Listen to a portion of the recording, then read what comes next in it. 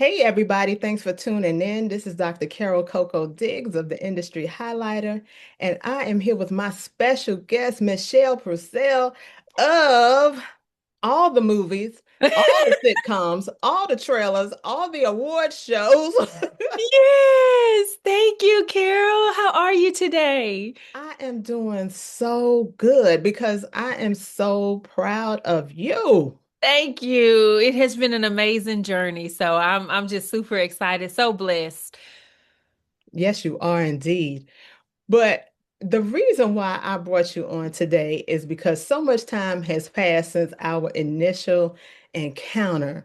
And this month in particular, our magazine is spotlighting those whose dreams have come true or are coming true in a big way. And your light is is flashing. It's Oh, all over, all thank over you. Hollywood. You are so welcome.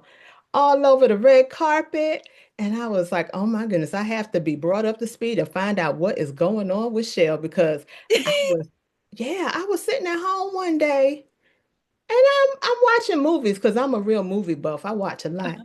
And I look up and I'm like, wait a minute. I've seen her before. I know who that is. And I was so surprised.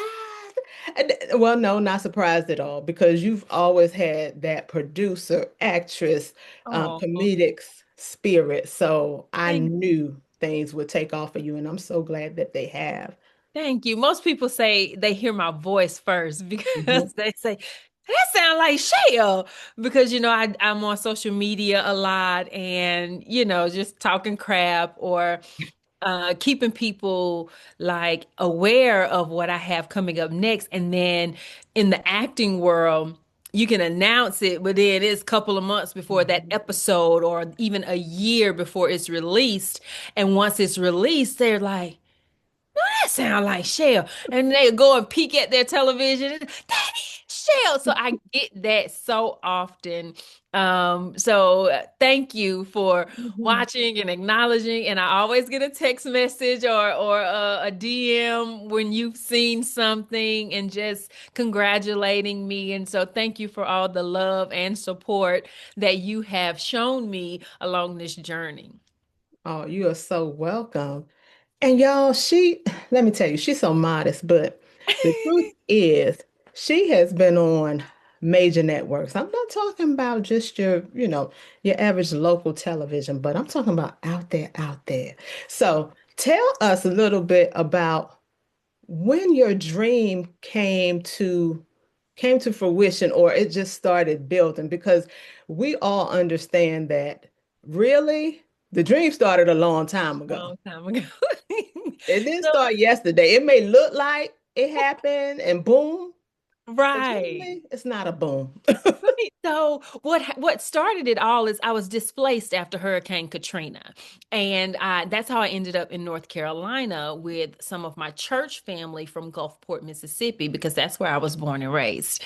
And so when I got to North Carolina, I was just so homesick, Carol. I wanted to go home, and I started writing. Never had a desire to be a writer at all. I had done some stage plays in Mississippi prior to, but nothing major. I was in a play by a sweet lady named Frankie Burks, and Frankie is the one of the first women to ever tell me, "Oh, you got something."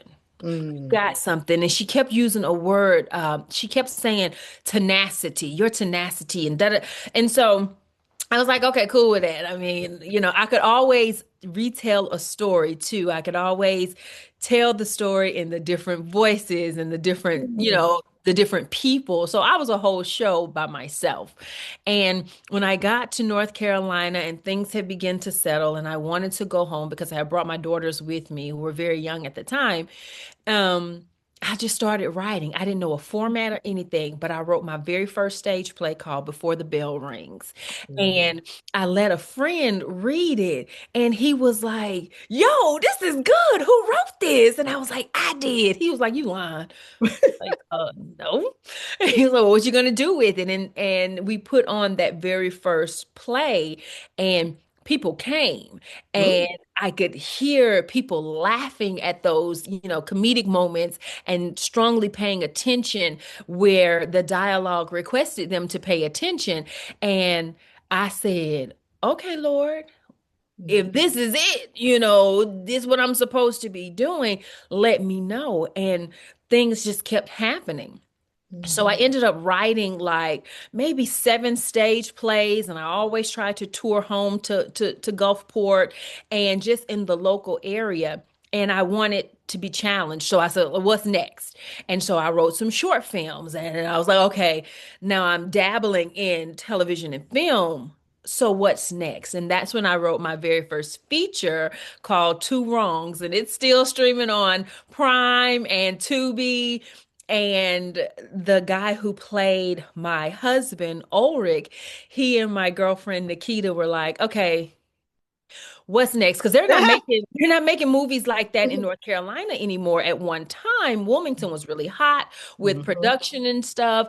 And at the time, Atlanta was jumping. Mr. Perry was doing so much work. And so, in our culture, they don't think that you really made it until you Mhm. work with Mr. Perry. Boom. And so I'm just like, at one time I was like, y'all do realize I've been on ABC, CBS, Oh gosh. Lifetime, like I have a nice resume, Mhm, but I did not get caught up in what, black folks was telling me was my mhm, celebrity mark, or when I had made it by what they were, determining it had to be. Like I had told myself I was a star already, and Mr. Perry ain't had nothing to do with that. I was doing the work.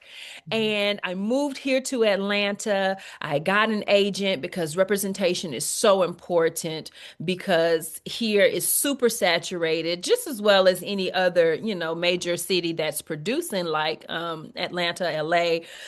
Chicago, New York, all of these places.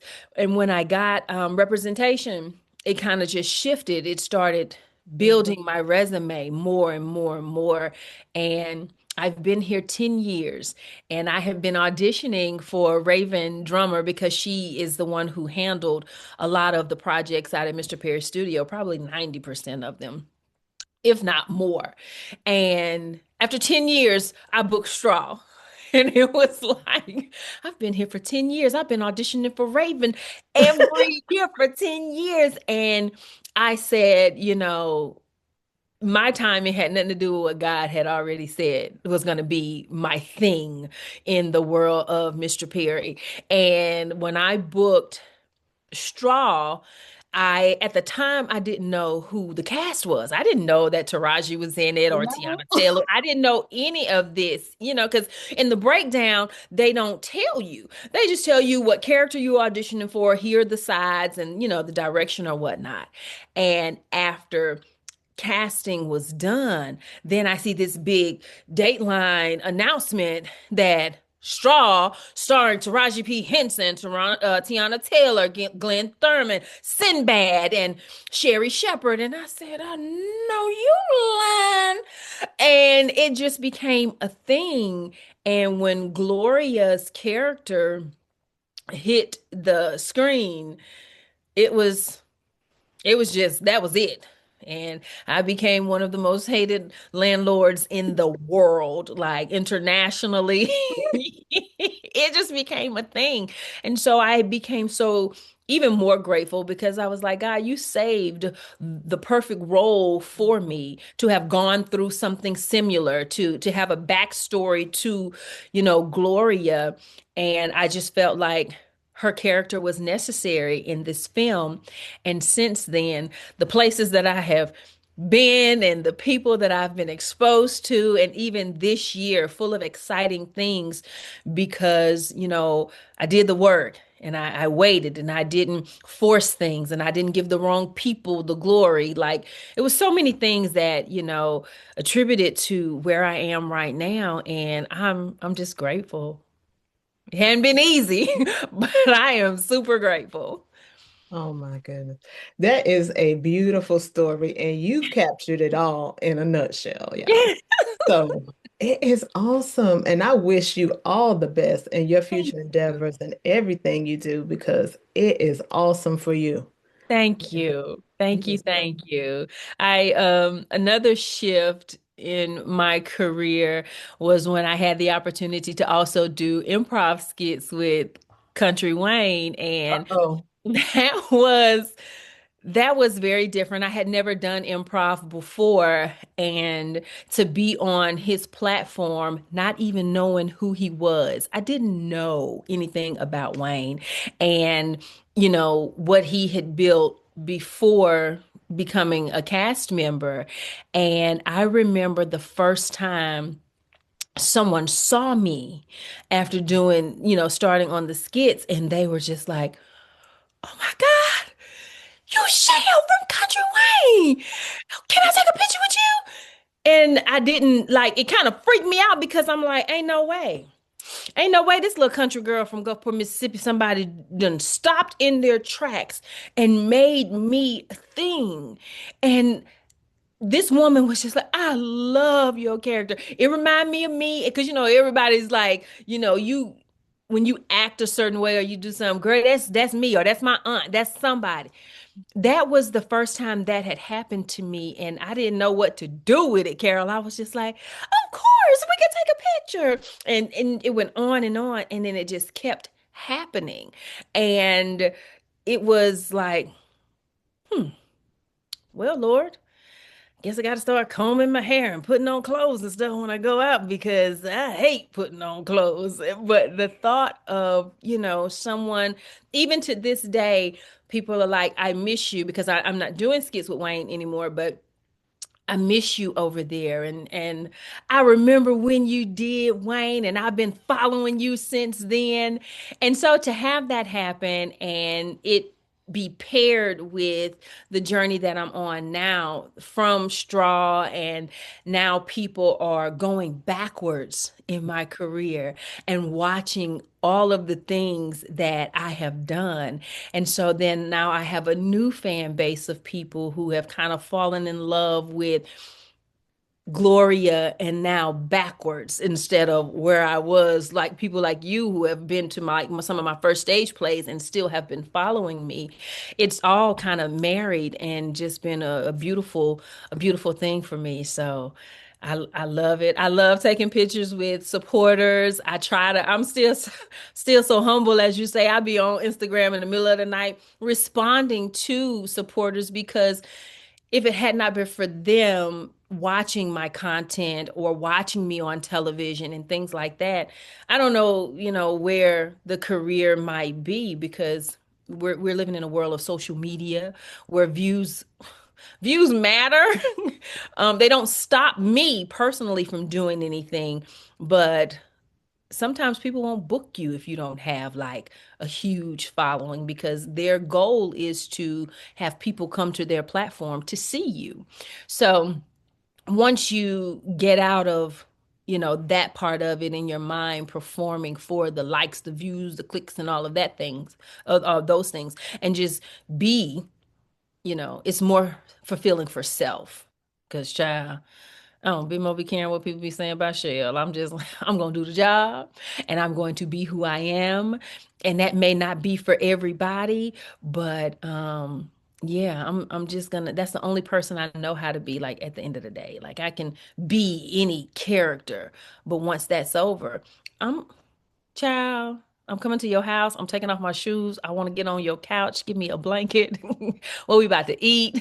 And that's just who I am. And that's all I know, Carol. But that's the thing that gravitates people towards you and that makes people want to know and find out more about who you are. Sometimes Hollywood and different things can be so big and so for some people, unapproachable. It's like, Right. wait a minute, they have a nasty attitude, or or they don't take the time to do like Right. you and personally respond, or either they have somebody else to do it, which I know it can get overwhelming, depending on how you interact and how many people and all of that. But at the same time, whenever you can. Yeah. Do it. Do it. Don't Yes. stop, because Yeah. it really does inspire the person on the other end that is getting that reception. It Yeah. really does. It means so much. Yeah, and it tickles me when I do respond to people with, either thank you so much for, but I can't do it right now. I'm unavailable, or they say something and I say something back in their DM, and they're like, "Oh my God, you responded." I'm like, "Yeah, girl, I had time today. What's up?"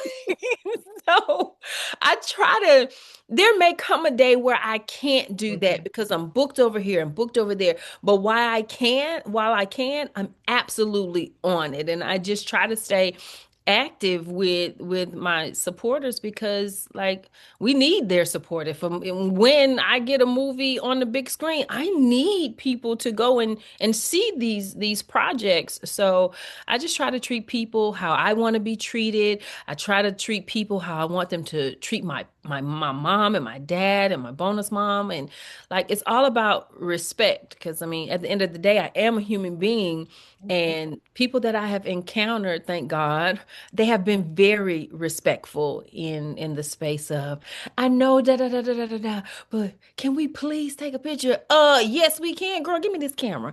And so I just, or even men, they're so respectful. Man, you was one of the funniest females out there on Wayne skits and just all kinds of things. Can I get a picture?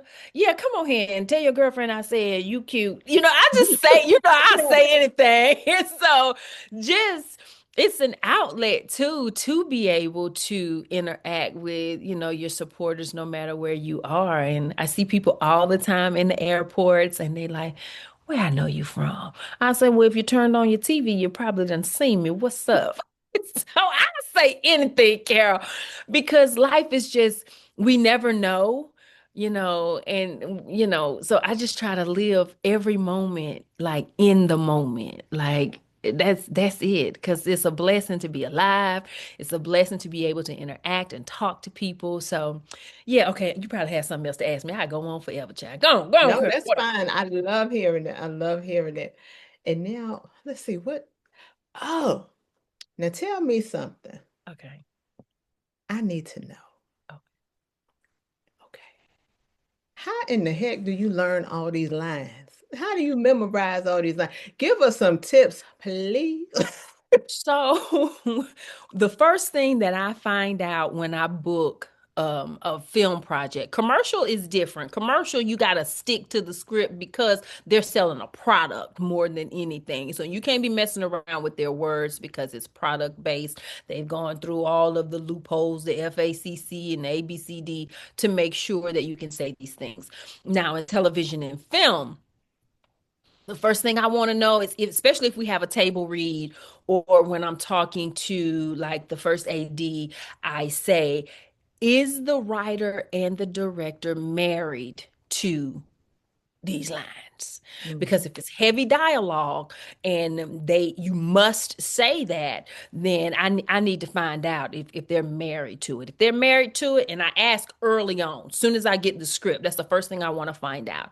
Are they married to it? Because then I have to spend more time preparing for that character because this writer or this director wants the words verbatim, just like it's written. If they are not married to it, then I get to play. As long as I hit that first line, that last line for the person, for my scene partner to know where we are, then I'm gonna have a good time. And so I try to stay on book as much as possible, but if I feel something that's, a little like I can get down with it, I let my scene partner know I'm gonna get down today because this is one of my favorite scenes, or this one is heavy in dialogue. So just know I'm gonna hit you with that first line. It's gonna be some stuff in the middle, and I'm gonna get you that last line, and we're gonna keep it moving. And it can be tricky in post for whoever is editing, but again, for me, if I get that first line, that last line gonna keep it moving. So Mhm. y'all be careful out here, all my writers. And I say that because I am very guilty of doing heavy dialogue scenes. But if you could chop it down just a little bit, we appreciate it. Especially if it's a quick turnaround time. You're on set for 5 days, and every one of your scenes for the 5 days is heavy dialogue, and we gotta cry, and we gotta change clothes. Like you're exhausted, but that's the job. And this is not me complaining, Lord. I'm just explaining to Kara because she had asked the question, okay? But yeah, and it's fun because once you get it, child, you just you just out there having a good time. So I enjoy it. So it's just like the discipline of it all, because one of the worst things is to get on set and you or your scene partner don't know what y'all talking about. Y'all just looking at each other. That ain't in the script.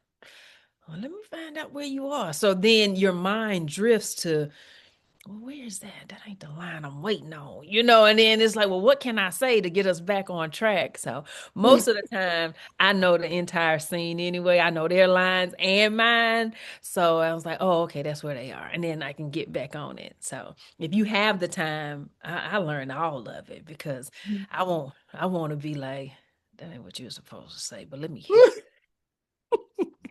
Let me help you. I remember Golden Brooks and I when we did Hot Girl Winter. Child, we was out there in Miami, and most of our scenes had a lot of heavy dialogue. And so Golden and I were just like, hey, we gonna play. And she said, Shell, if I get lost, I said, same. Get me back, Golden, because a lot of our scenes were just us. And it was just beautiful. We were able to play, get off track, get back on track, and cut. We heard cut. We were like, woo, Mm, thank you. Girl, what were we supposed to say? A time. But we did. We had an amazing time because we get to play. that is so exciting. Ooh, what was it like to work with Miss Vivica Fox? Oh, she's a teacher. Is Oh, she's a teacher. Vivica is a teacher, and she is she can lead and follow at the same time, which made working in the scenes with her just fun. And if she smells like what you putting down, she gonna pick it up and she gonna keep moving with it. And I love to hear when I'm working with someone, and we do a couple of takes or whatever, and they say, why I ain't never worked with you before. uh-huh. All right when now. when I when I when they say that, I got them, Carol. Well, moving forward, honey, you know where to find me. And so she was such a teacher, and I don't when I'm on set, I don't be making friends and everything because I I'm listening for two things. I listen for the crew because I want to make sure that I'm still using the correct terms and stuff for when I get ready to produce again. And I'm watching the most senior actress or actor on the scene because I'm thinking like, well, why did they make that choice? Why did they move like that? And so I'm learning. That's my acting class at the same time. So to be in the scenes with Vivica and to be able to learn from her at the same time, like, why did she put her hands on her hip? She folded her arms. Is she defensive? Like, I'm just Mhm. learning. I'm a sponge. And I talk to y'all when it's time to eat or something, but if I'm not working, I'm trying to stand behind Video Village so I can watch, because oftentimes when you're in between bookings, you don't really get to train. So for me, my training is when I'm on set with, veteran actors and actresses who I can learn from. And I'm like, oh, I'm definitely doing that in my next audition. Stole that. Stole it. Oh. So that's where I learn. And then I watch a lot of TV too, because especially movies, and I watch them twofold now, Carol, because I watch Black women in leading roles, and I also watch a lot of white women and other ethnicities who have leading roles, because I want to know outside of your ethnicity, what moves you're making, what actions. I even watch men. Like I watch a lot of Denzel, I watch a lot of Sterling K. Brown. Um, I even started studying like Method Man when he's over, and because he has been getting a lot of recognition for his acting. And I'm like, oh, that was a strong decision. So I'm always studying in that form. I rarely ever get to enjoy what I watch on TV because I'm not watching it to be entertained. I'm watching it because like, I'm gonna do that in my next audition. So I can take my office chair and I could push that and that'll look like okay. So I'm just stealing the whole time. So my kids hate watching TV with me. Like the mama, no, we know that purse wasn't there when she came in the room. Like God, Ah! but I get so mad and I just be like, well, I'll just go since y'all don't want to watch with me. And it's so bad. I can It's so bad. only imagine. And you have to tell me, how many girls do you have? I didn't even know that piece. I was like, oh Oh, man, I have two daughters. My oldest daughter is married, and I'm a grandma. Did you know I was a grandma? what? No, Oh, yes. never. I am in Congratulations. love with my grandbaby, and we live in a generational home now, so we are all here together. And my youngest daughter, Chanel, she's in nursing school and she lives Mine like too. eight, Oh, yeah, girl, Chanel lives 18 minutes from us. So it's just like, Neil, you coming over? We about to cook. Neil, you coming over? We about to watch a movie. So she gets to have that freedom of, I have my own place, but my family is close by. And my oldest daughter, Bria, and her husband, Brody, oh, they get to have the support of knowing that if I'm here, I got y'all's back. What y'all need? Y'all go out. Me and the baby good. And I get to watch my baby raise her baby. So it's just amazing. And then I get to see some of the way that I loved her as a child, I get to see her do that with Raiden. And so many proud mama moments with her and Brody. And then I still have to remember that's not your baby. That's not mhm. your baby. Let them people do what they want to do because that's not your baby. And then I'd be like, well, if y'all ask me what I would have done. Uh-oh. And they let me slide sometimes and they're like, well, we didn't think about it like that. I'm just saying. And it's a good time. And I went through a sickness in 2019. Well, I had a surgery and I didn't know that things were like wacky in my body. And I've just been so grateful that God exposed it early on. And I got to be here for this. So my gratitude has just been like so big since 2019. Like I don't have time to be mad. I don't have time to be like regretful, remorseful. I'm not afraid to jump out there and do anything now because God saved my life. And so I get to be a grandmother. I get to experience this side of my daughter. I get to be in, Tyler Perry's Straw, where a small role made big headlines. Like I got a trip to Africa. I got to go to Ghana off of this role because the Arthur Ralph, he wanted to expose me and my gift, and now I have the Schelle Purcell oh, what is it? It's over. I have an award named after myself for women who act in Africa, and I'm just like, God, what? And so daily, when I wake up, I say, God, you have my permission to blow my mind today. Lay it on me. Do I something to love where that all song. I have to say is, y'all, this was nobody but God. And so that's the space that I'm in. And so I can be happy and be grateful because if I pay attention to everything that's going on in the world around me, girl, I ball up in the bed because we are living in a crazy time with a crazy person um in the administration. So I just be like, Lord, do your thing. Hurry up. Fix it. Please, we need you now. So That is that's great. it. That is great. Oh my goodness. That is wonderful. I'm not I'm, I'm not going to even ask you what's next because Oh, Lord. I know that it is going to be great, whatever it is. But what we do need to do is make sure everybody everybody knows where to find you on social Yeah. media, website, etc. That way they can be updated and know what's next with Miss Shell. Very good. I want to encourage everyone to also go on the NAACP Image Awards website and vote for Straw in the outstanding movie made for TV category because we got a nomination for that. We had 6 nominations in total. Sherry Shepherd and Tiana Taylor got the nomination in the category that I was in because they did amazing as a supporting actress. Taraji got a nomination for lead in a movie made for TV, and then there's Glenn Thurman and Sin no not Sinbad Rockman Dunbar.